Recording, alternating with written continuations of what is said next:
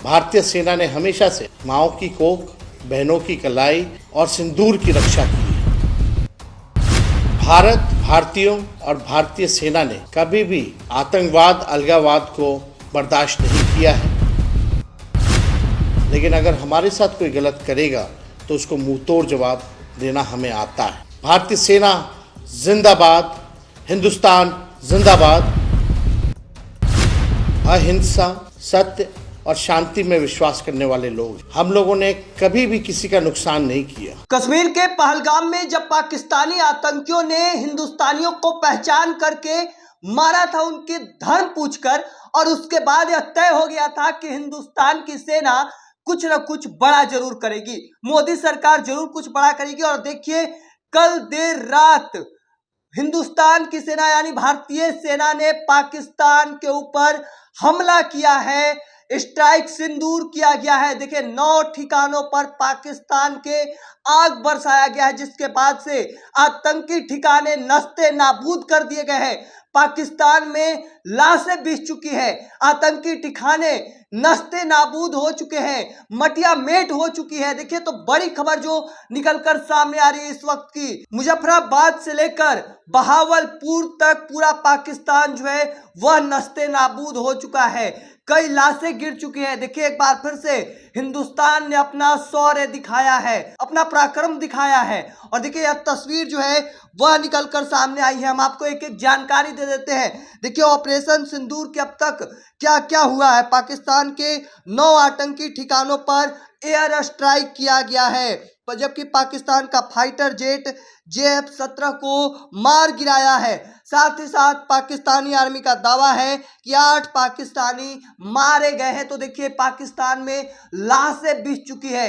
एक बार फिर से मोदी सरकार ने स्ट्राइक किया है पाकिस्तान के ऊपर, जो 2016 जो बालाकोट एयर स्ट्राइक था उससे कहीं बड़ा यह स्ट्राइक है। चूंकि लगातार देश की जनता उम्मीद लगाए बैठी थी कि इसका बदला जरूर लिया जाएगा, क्योंकि जिस तरीके से पहलगाम में आतंकी घुसते हैं, उनसे पहचान पूछते हैं और उसके बाद उन्हें मार दिया जाता है, उनका सुहाग उजाड़ दिया जाता है। और यही बड़ी वजह है कि सुहाग उजाड़ने के बाद उनकी पत्नी और बच्चे को छोड़ दिया गया था, ये बोलने के लिए, ये संदेश देने के लिए कि जाओ और अपने हिंदुस्तान की जनता, हिंदुस्तान के प्रधानमंत्री को जाके बता देना ये चीजें। और उसके बाद अब मोदी सरकार और इंडियन आर्मी ने भी रिस्पॉन्स दिया, कड़ा पराक्रम, अपना शौर्य दिखाया है। और देखिए, कल देर रात स्ट्राइक हुआ है, जिसमें 9 पाकिस्तानी कह सकते हैं मारे गए हैं। तो जो बड़ी जानकारी अब तक निकलकर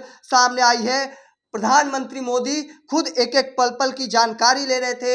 हालांकि अमेरिका देश भी पूरे मामले पर नजर रखे हुए हैं। तो देखिए, मुजफ्फराबाद से लेकर बाग, कोटली, गुलपुर, भीमबेर, सियालकोट, मुरदके, चकअमरू, बहावलपुर तक पूरा पाकिस्तान कह सकते हैं कि उनके आतंकी ठिकानों पर भारतीय सेना ने नस्ते नाबूद कर दिया, पूरा मटिया मेट कर दिया है। देखिए, भारतीय सेना ने, मोदी सरकार ने इस एयर स्ट्राइक का टाइटल कह सकते हैं, नाम दिया ऑपरेशन सिंदूर। आप सभी जानते हैं, हिंदुस्तान में सिंदूर एक अपने आप में सांस्कृतिक है, हम एक दूसरे को जोड़ने की परंपरा है, और इसे उजाड़ने का काम किया था पाकिस्तानी आतंकियों ने, जिसका बदला जो है वह कह सकते हैं कि मोदी सरकार ने लिया है। देखिए, प्रेस रिलीज जारी कर दी गई है और उसमें भी जानकारी दी गई है ऑपरेशन सिंदूर के बारे में। देखिए, यह प्रेस रिलीज 7 मई को 1:44 पर